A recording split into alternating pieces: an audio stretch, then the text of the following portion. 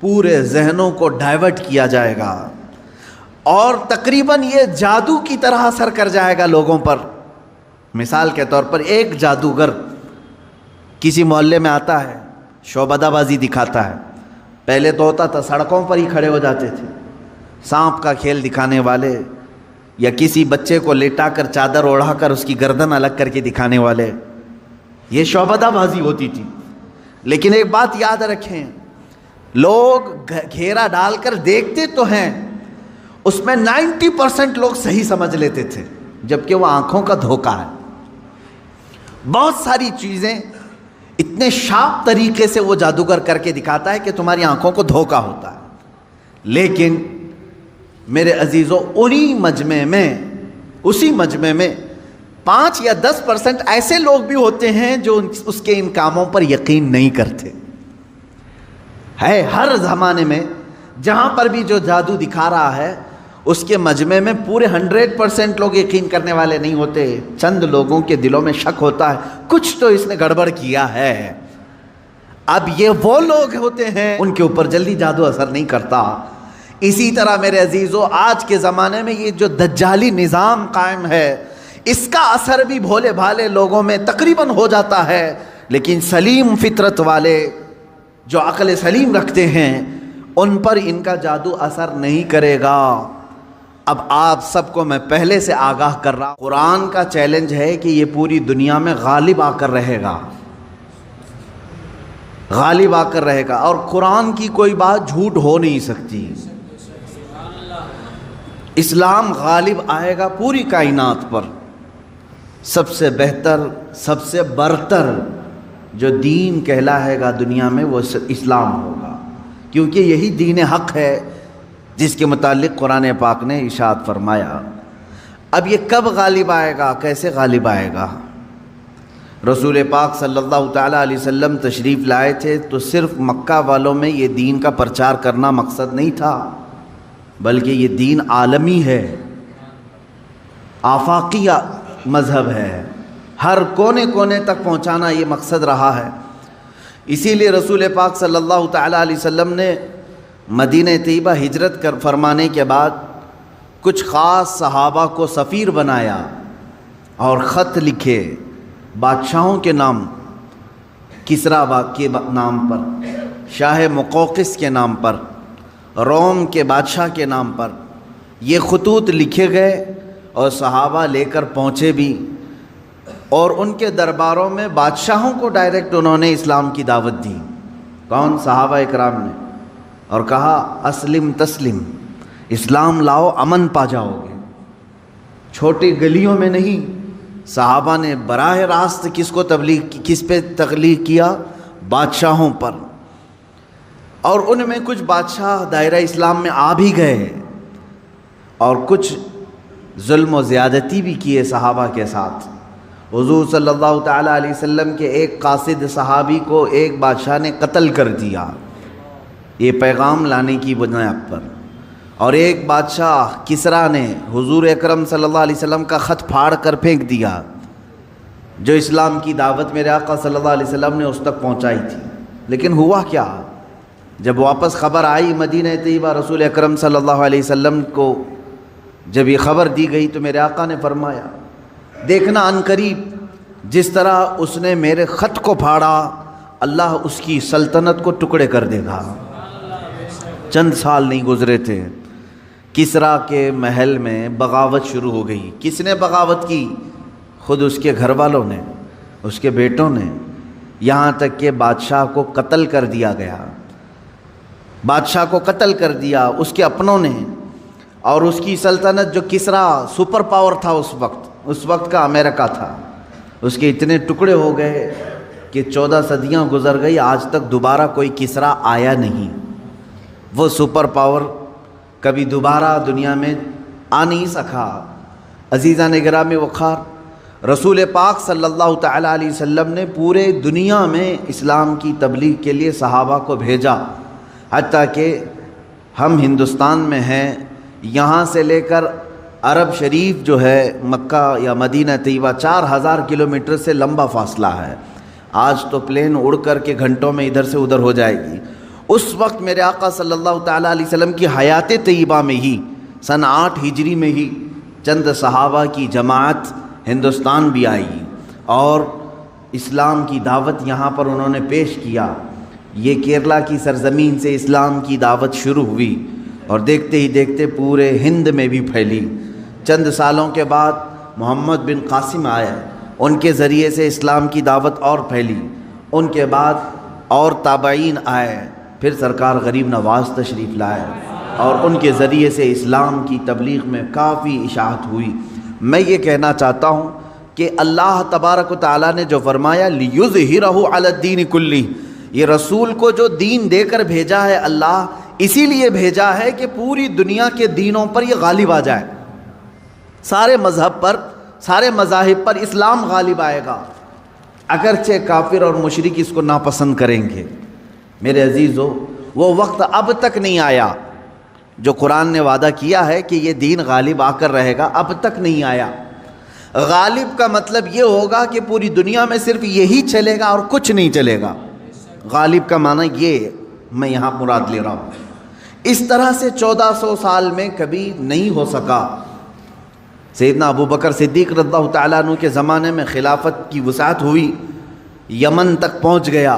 حضرت عمر فاروق رضی اللہ تعالیٰ عنہ کے زمانے میں اور وسعت ہوئی، شام، ایران، عراق، مصر، یہ سب دائرہ اسلام میں آئے۔ حضرت عثمان غنی رضی اللہ تعالیٰ عنہ کے زمانے میں اسلام کی سرحدیں اور پھیلیں، یہاں تک کہ آذربائیجان تک پہنچ گئے۔ مولا علی کرم اللہ وجہہ الکریم کے زمانے میں اور وسعتیں ہوئی، ہند تک اسلام پھیل چکا تھا۔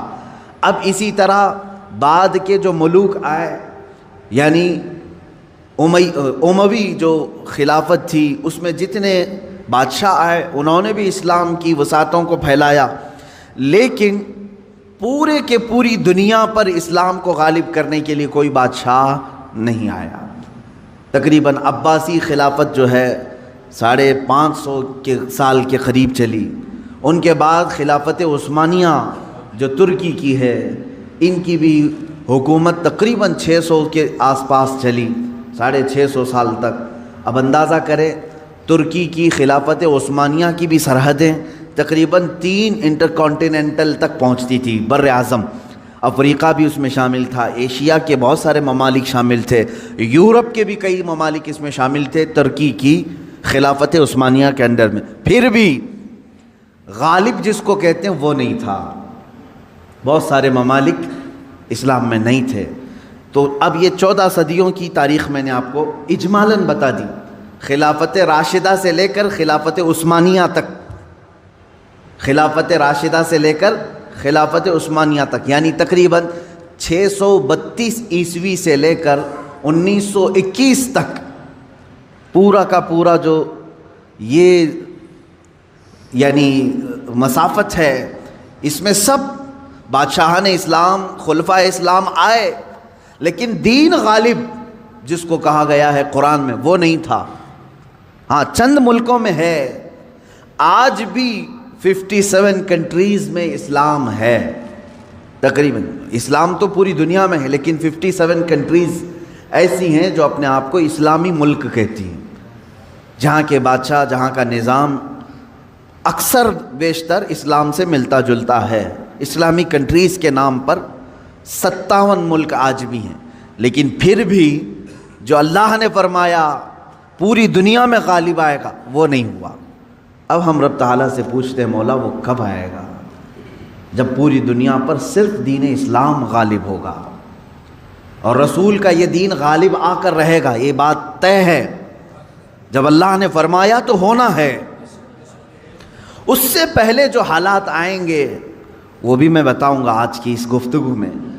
رسول پاک صلی اللہ تعالیٰ علیہ وسلم سے ہی پوچھ لیتے ہیں کہ آقا آپ کا لایا ہوا یہ دین پوری دنیا کے چپے چپے میں کب پھیلے گا؟ کب ہر انسان دائرہ اسلام میں رہے گا؟ اللہ کے نبی صلی اللہ تعالیٰ علیہ وسلم ارشاد فرماتے ہیں قیامت کے قریب میری اولاد میں ایک میرا بیٹا پیدا ہوگا جس کا نام محمد ہوگا، حضور صلی اللہ علیہ وسلم کے نام پر ہوگا، اور دنیا اسے لقب سے یاد کرے گی مہدی کے نام سے۔ اور حضور اکرم صلی اللہ علیہ وسلم نے ارشاد فرمایا میری نسل میں، میری اولاد میں، حضرت فاطمہ کی اولاد میں جب وہ پیدا ہوں گے دنیا میں اور پھر ان کی خلافت قائم ہوگی، تو فرمایا گیا کہ پوری دنیا میں صرف اور صرف اسلام غالب آ کر رہے گا۔ اب وہ زمانہ کب آئے گا؟ ہاں، اللہ کا وعدہ برحق ہے۔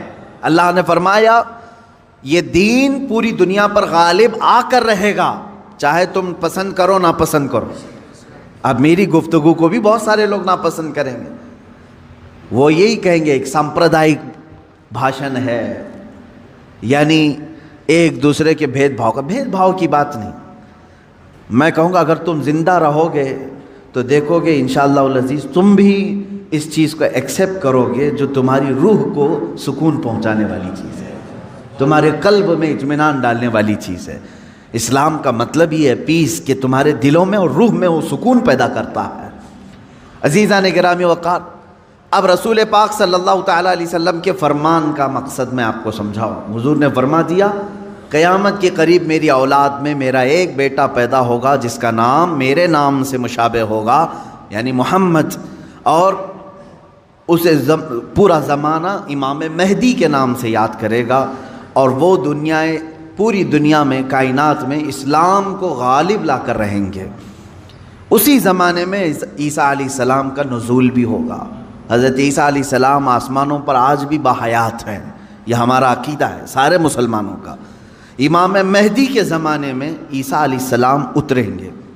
یہ کون سا علاقہ ہوگا، اس کے متعلق حدیثیں ہیں۔ حضرت امام مہدی کا جو ظہور ہے یہ کب پیدا ہوں گے یہ نہیں معلوم، ظاہر ہوں گے، یہ پیدا ہو چکے ہوں گے، آج بھی ہو سکتا ہے، ممکن ہے، پاسبل ہے۔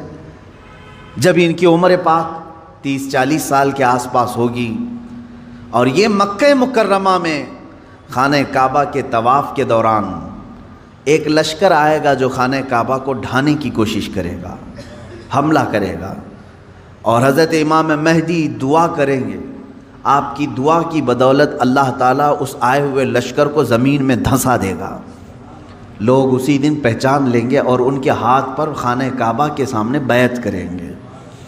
اب یہاں سے امام مہدی کا ظہور ہوگا، لیکن اتنا آسان نہیں ہے کہ سب مہدی مہدی کرتے ہوئے ان کے پیچھے چل پڑیں گے، بلکہ ان کے جانی دشمن بن جائیں گے وہاں کچھ لوگ جو ان کو قتل کرنے کی یا ہلاک کرنے کی کوشش کریں گے۔ امام مہدی اپنے متبعین کو لے کر ملک شام کی طرف چلے جائیں گے۔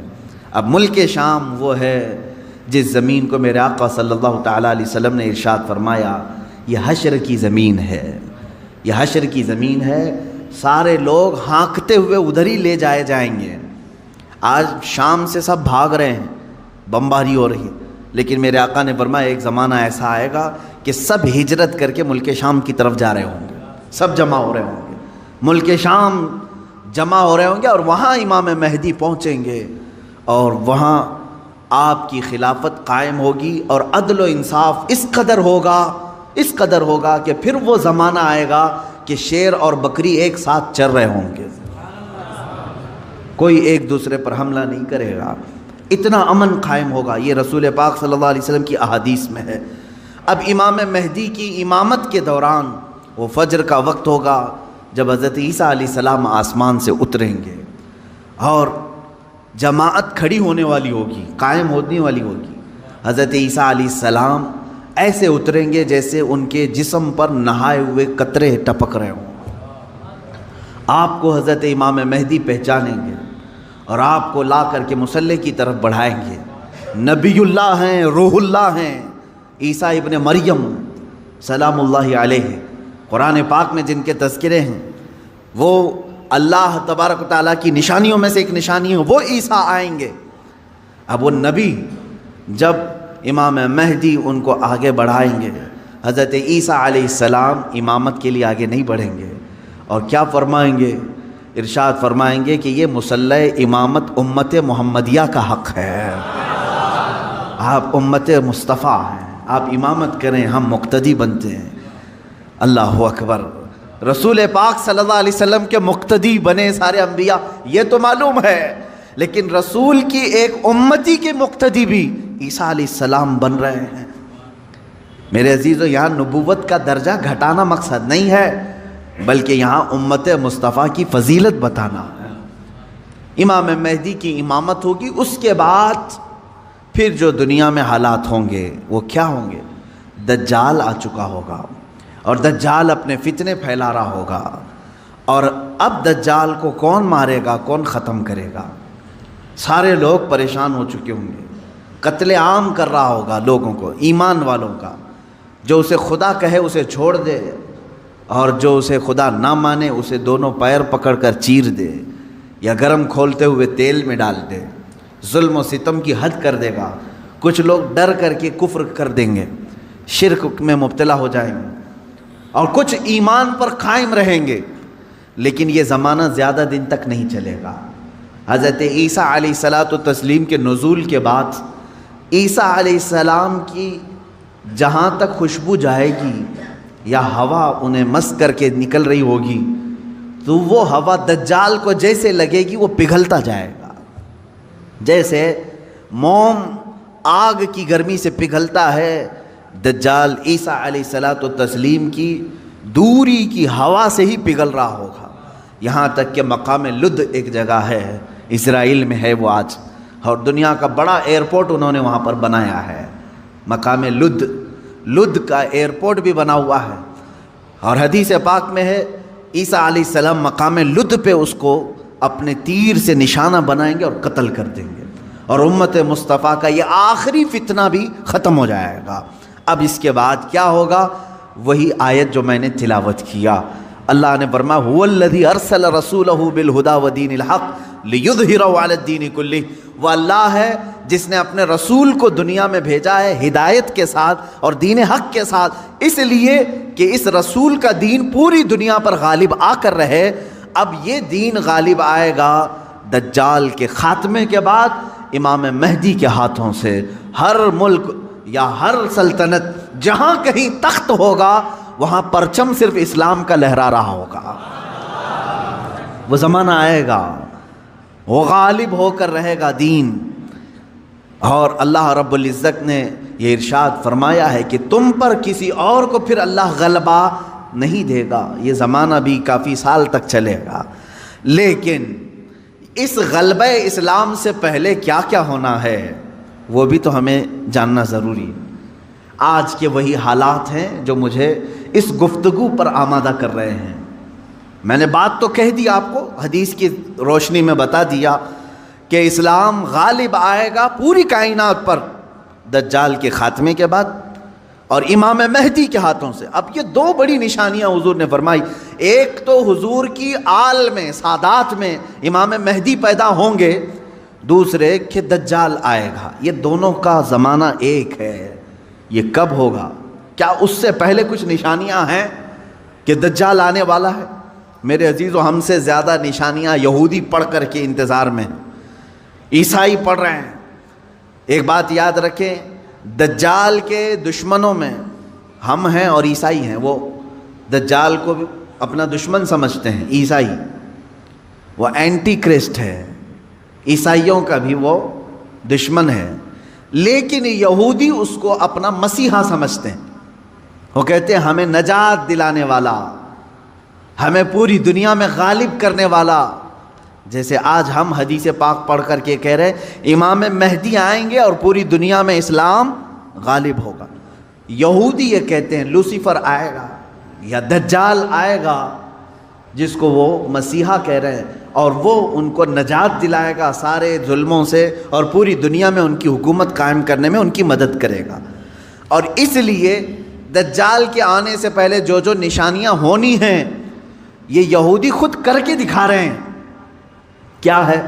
بڑی مقدس کتابوں میں یہ باتیں لکھی گئی ہیں۔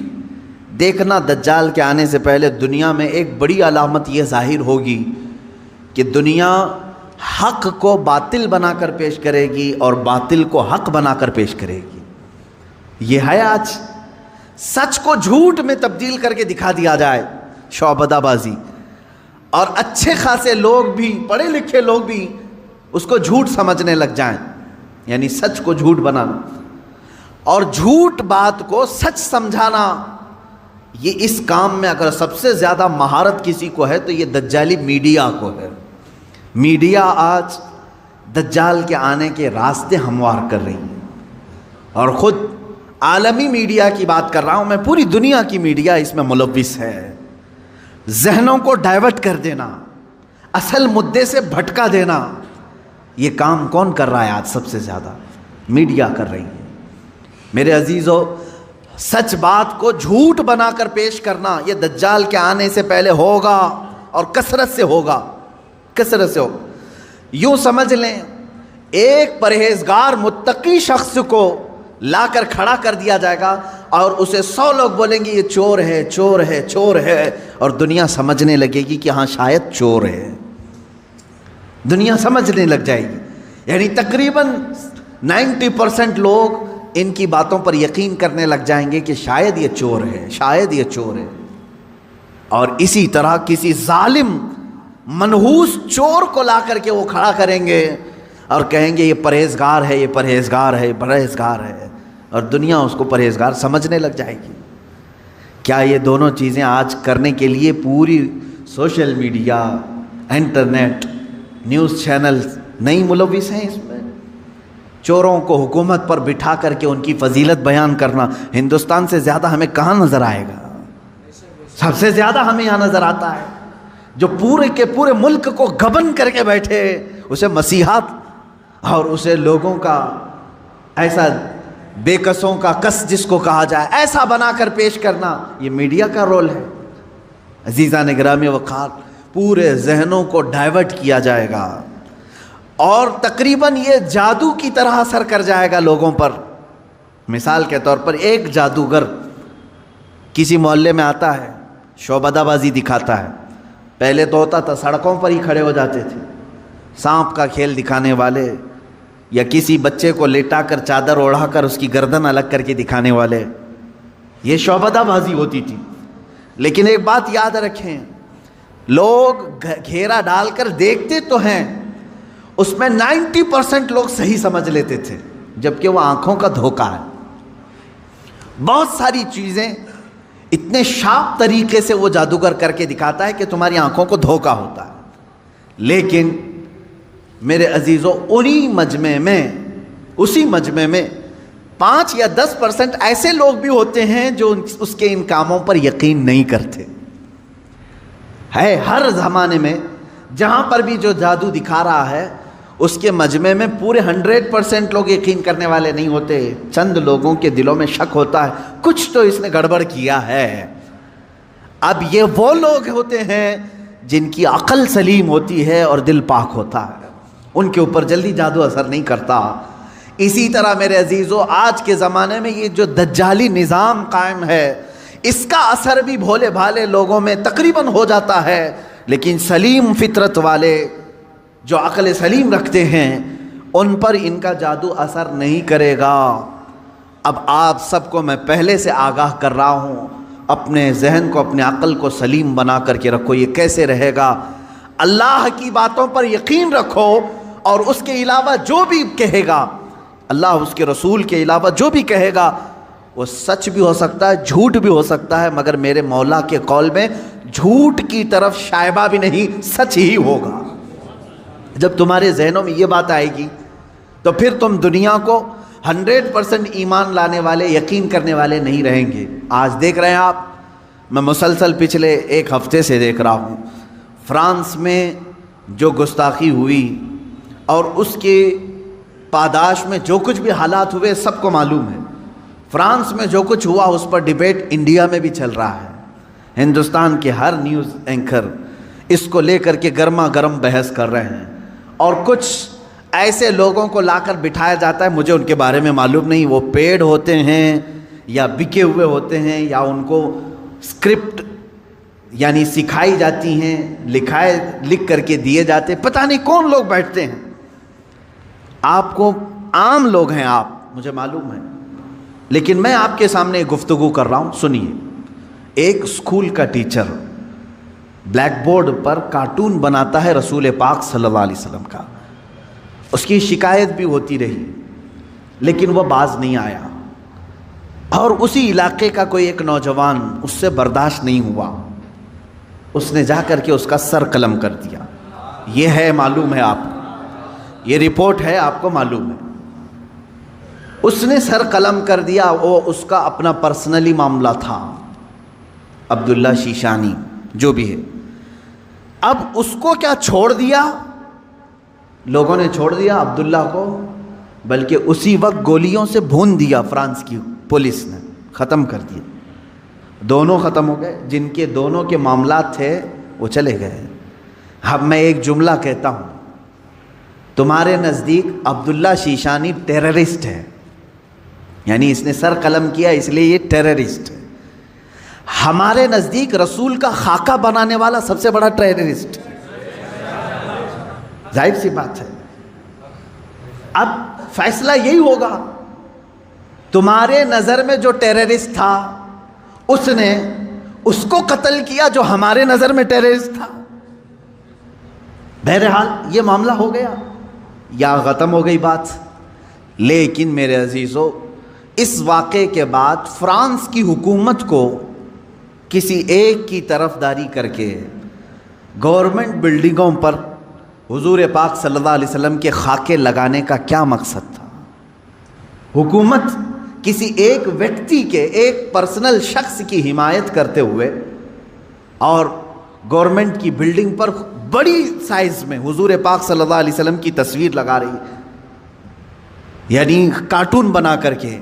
کارٹون در حقیقت یہ گالی کی صورت ہے، آدمی صاف گالی نہیں دے سکتا تو اس کی صورت بگاڑ کر کے کہیں لکھ جائے، حضور پاک صلی اللہ علیہ وسلم کو انہوں نے کیا۔ اب پوری دنیا بھر کے مسلمانوں میں جو غصہ ہے میرے عزیزو، یہ قتل جو ہو چکا تھا وہ 8 دن پہلے ہو گیا، 10 دن پہلے ہو گیا، معاملہ ختم ہو گیا۔ اس قتل پر کسی نے احتجاج نہیں کیا، کہیں ہے کہ پروٹیسٹ نہیں ہوا۔ پوری دنیا بھر کے مسلمان جو راستوں پر آئے یا پروٹیسٹ کیے، کس کے متعلق؟ فرانس کی حکومت نے جو یہ غلطی کی ہے، اپنی عمارتوں پر، گورنمنٹ کی بلڈنگوں پر جو رسول پاک کے خاکے لگائے، اس کے خلاف پوری دنیا بھر کے مسلمانوں کو غصہ ہے اور سب آئے۔ یہ بات صاف صاف میں بتا رہا ہوں آپ کو، سنیے۔ آپ کا میرا غصہ بھی کس پر ہے؟ دیکھیں، ٹیچر کا معاملہ ختم ہو گیا، اس نے کیا تھا، سامنے والے نے مار دیا، وہ معاملہ ختم ہو گیا، وہاں ختم ہو گئی چیز۔ اور جس نے قتل کیا اس کو بھی تم لوگوں نے نہیں چھوڑا، وہ بھی اس کو بھی گولیوں سے مار دیا، معاملہ ختم۔ لیکن ایک گورنمنٹ کا بلڈنگ پر اس طرح سے تصویریں لگانا، یہ در حقیقت پوری دنیا کے مسلمانوں کو جھنجھوڑنا تھا، پوری دنیا کے مسلمانوں کے دلوں پر ضرب لگانا تھا۔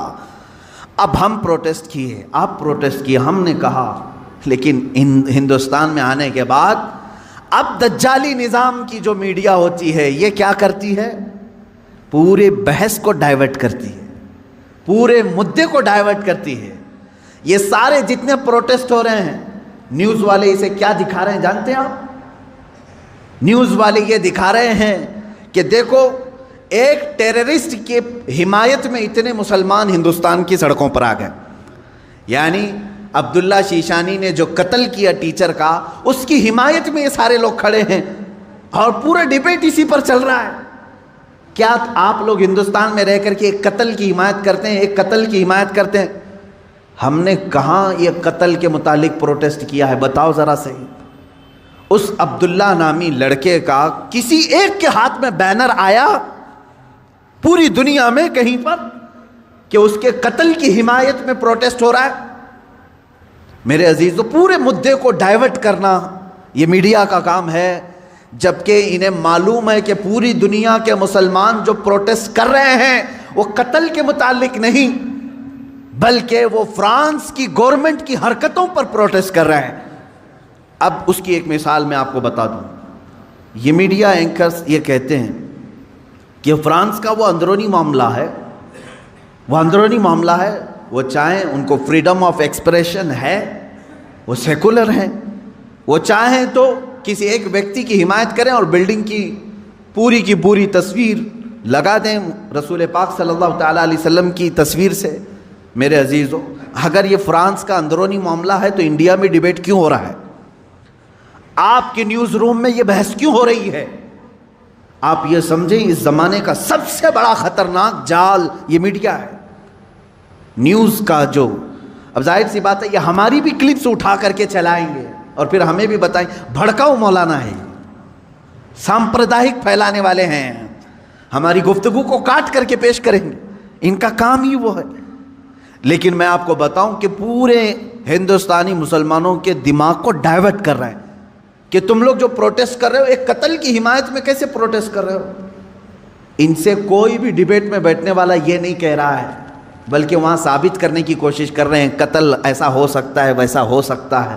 میرے عزیز، یہاں کہنا تو یہ چاہیے تھا قتل ہوا اور اس کے مقابل میں جس نے قتل کیا اس کا بھی قتل ہو گیا، ہم اس مدعے پر بات نہیں کر رہے ہیں، ہم تو گورنمنٹ کے خلاف بات کر رہے ہیں جو فرانس کی حکومت نے اپنی عمارتوں پر میرے آقا کی تصویر کشی کی ہے، ہم اس کے خلاف کھڑے ہیں۔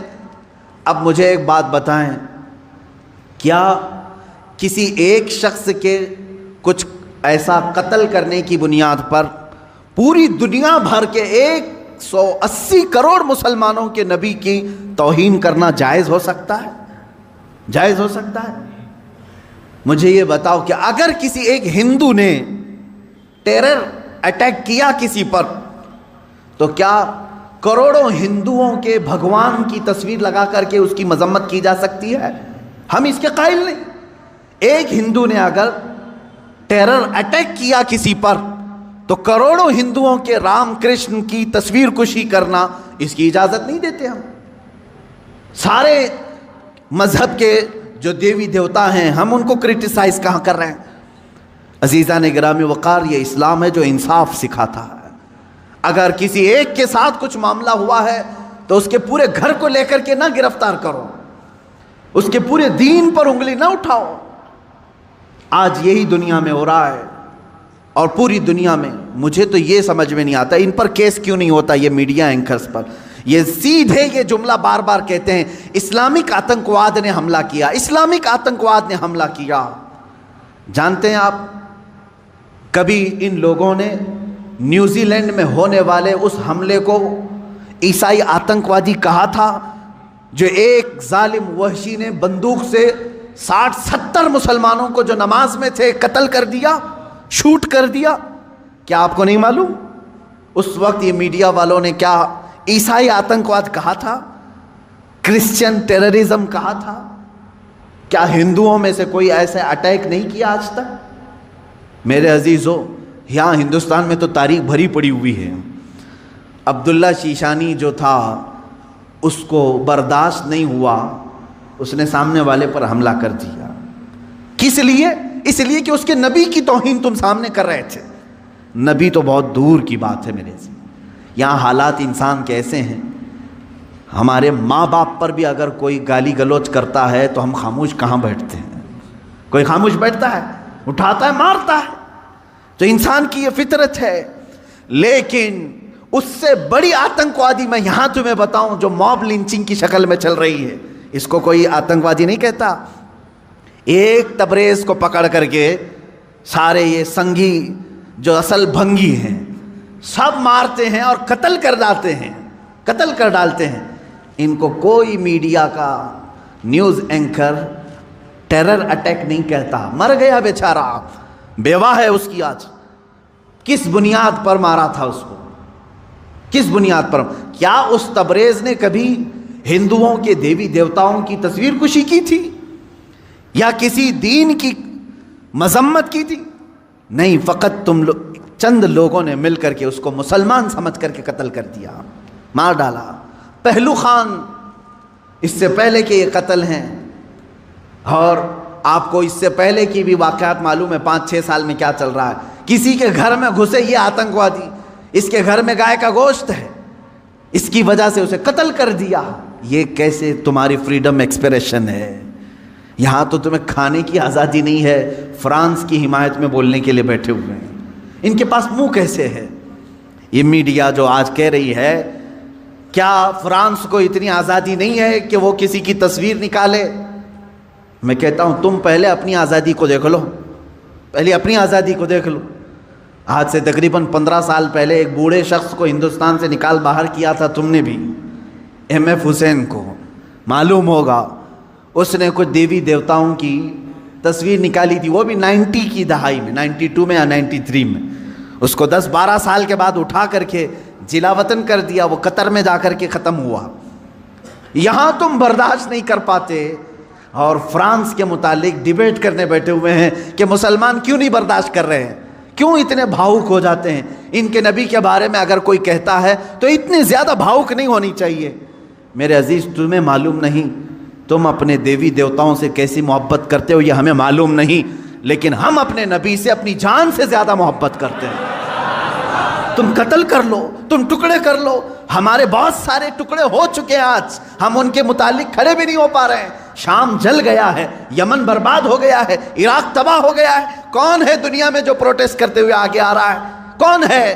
اس لیے کہ ہم اپنے ٹکڑے تو برداشت کرتے ہیں، نبی کی شان میں ادنا توہین برداشت نہیں کر سکتے۔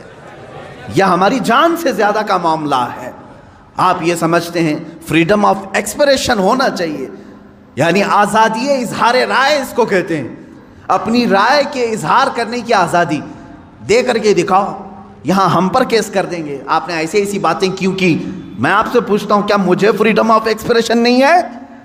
فریڈم آف سپیچ نہیں ہے؟ ہمیں گفتگو کرنے کی ہمارے پاس یہاں پر کسی کو آزادی نہیں۔ کتنے تو رپورٹروں کو ان لوگوں نے جیل میں بھیج دیا ہے حق بات بتانے کی وجہ سے۔ ابھی کل یا پرسوں ایک کتے کو گرفتار کیا ہے تو پورے کے پورے لوگ راستوں پر کھڑے ہو گئے، نہیں یہ فریڈم آف ایکسپریشن کے خلاف ہے، اس لیے کہ ہمارا پالا ہوا تھا، تم نے کیسے پکڑ لیا؟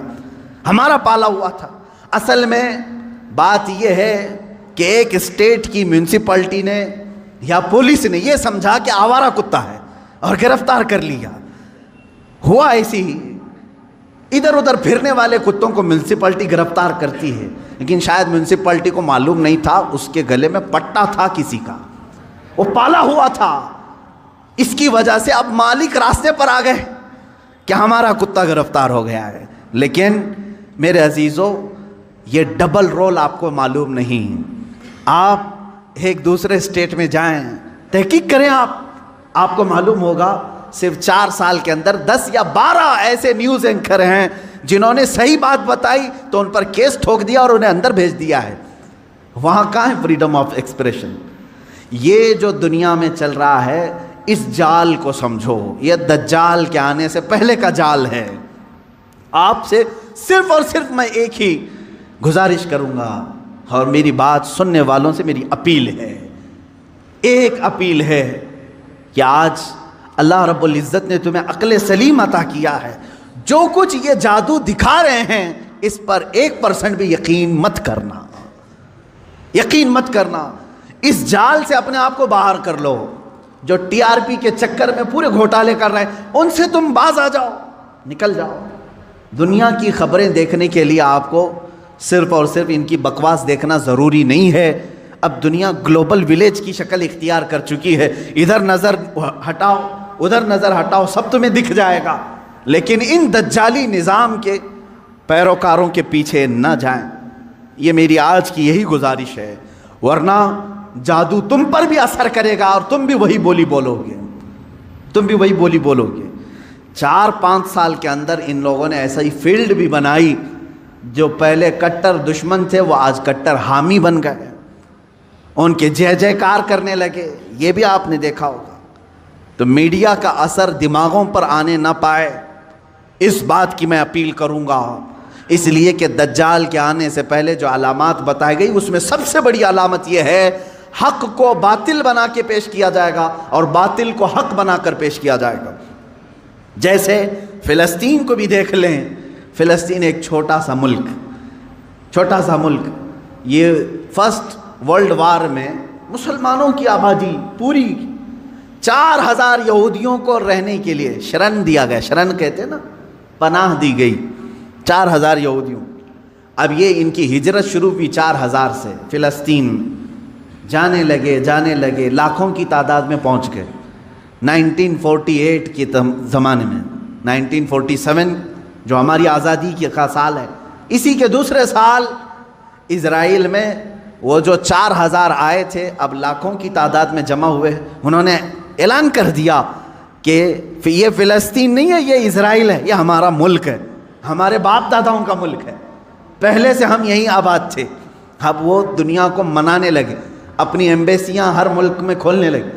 کچھ ملک اس وقت نہیں تسلیم کر رہے تھے کہ نہیں تم کنٹری نہیں ہو، تم زبردستی قبضہ کیے ہو، لیکن میڈیا نے اتنا دماغ واش کیا کہ آج عرب کی دھرتی پر بیٹھے ہوئے بادشاہ بھی یہ کہنے لگے فلسطین تھا ہی نہیں، اسرائیلی اصل ہے۔ مان لیا، یہ جادو اثر کر گئے۔ آج متحدہ عرب امارات بھی کہتا ہے کہ اسرائیل ایک کنٹری ہے، ہم اس کو تسلیم کرتے ہیں۔ سعودی نے بھی تسلیم کر لیا ہے، جارڈن تو بہت پہلے سے تسلیم کیا ہوا ہے، مصر تسلیم کیا ہے، اب سوڈان کی باری ہے۔ اس طرح سے جو اسلامک کنٹریز تھے وہ کہتے تھے فلسطین ہمارا قبلہ اول ہے، وہاں پر بیت المقدس ہے، سال ہا سال سے مسلمان آباد ہیں، کوئی تسلیم نہیں کرتا تھا، لیکن میڈیا کا جادو اثر کرتا رہا۔ انہوں نے ایسی فیلڈ بنائی کہ اب ہر کوئی ان کے انڈر میں آتا رہا۔ یہ دجال کے آنے سے پہلے یہ فیلڈ ہموار کی جائے گی۔ اب مسلمانوں، آپ اپنے ذہن کی خبر لو، اپنے دماغ کی خبر لو، کیا ان کی بنائی ہوئی فیلڈ پر تم بھی اپنا دین بیچ کر کے ان کی جے جے کار کرو گے، یا پھر رسول پاک کے لائے ہوئے دین پر برقرار رہو گے؟ اپنے ذہن کی خبر تم خود لے لینا۔ دنیا جو دکھا رہی ہے میں اس کو ایکسیپٹ کر لوں گا۔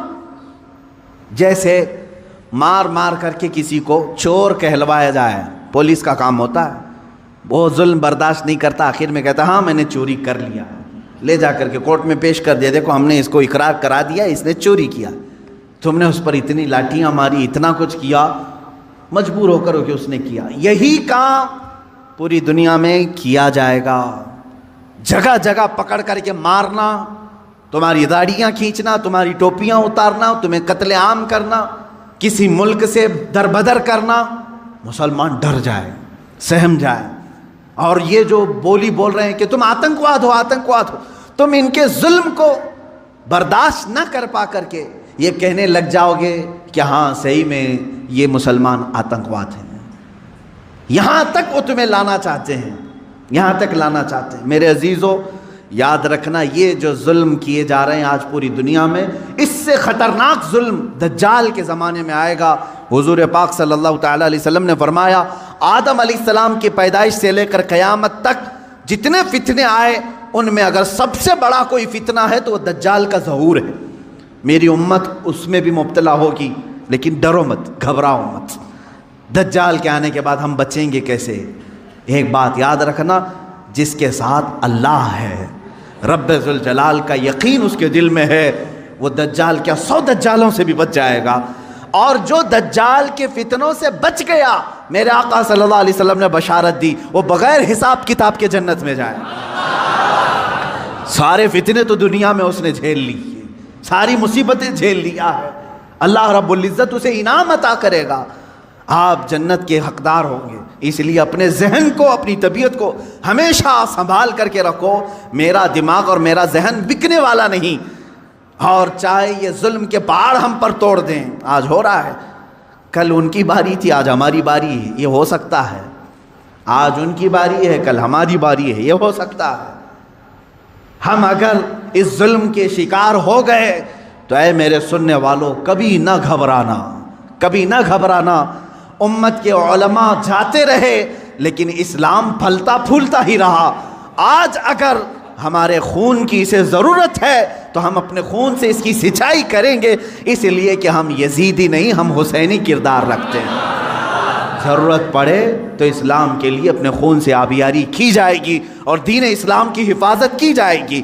آپ سب اپنے اختلافات کو ختم کرو، ان دجالی نظاموں پر آپ یقین کبھی مت رکھنا۔ گھر میں جاتے ہی ٹی وی آن کرنا، اس نیوز کو دیکھتے ہیں، اس نیوز کو دیکھتے ہیں، اور پھر اس کو کہیں آمنا صدقنا، ہم ایمان لایا، ہم تصدیق کرتے ہیں۔ نہ، آج کے زمانے میں جس نے اس طرح کا یقین کیا، میں سمجھتا ہوں اس نے بہت بڑی گمراہی خرید لی ہے، بہت بڑی گمراہی۔ ہاں، جب قرآن کھولنا تب کہنا آمنا و صدقنا، میں ایمان لاتا ہوں اور اس کی ہر بات پر تصدیق کرتا ہوں۔ اس لیے قرآن نے کہا ہے هو الذی ارسل رسولہ بالہدی ودین الحق لیظہرہ علی الدین کلہ ولو کرہ المشرکون۔ وہ اللہ ہے جس نے اپنے رسول کو ہدایت کے ساتھ بھیجا ہے اور ایک حق دین دے کر کے بھیجا ہے۔ اس لیے بھیجا کہ اس رسول کا دین پوری دنیا میں غالب آ کر رہے گا، پوری دنیا میں غالب آ کر رہے گا انشاءاللہ العزیز۔ وہ دن آئے گا جب ہر گھر پر، ہر پارلیمنٹ پر پرچم اسلام لہرا رہا ہوگا، میرے نبی کا، مصطفیٰ کریم صلی اللہ تعالیٰ علیہ وسلم کا نظام بول رہا ہوگا۔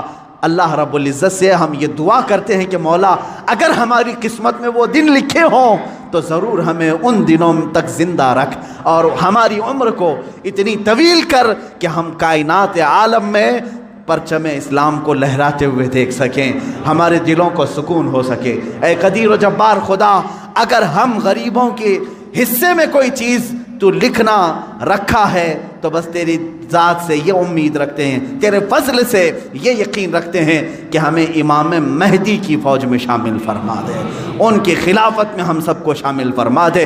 وآخر دعوانا ان الحمد للہ رب العالمین۔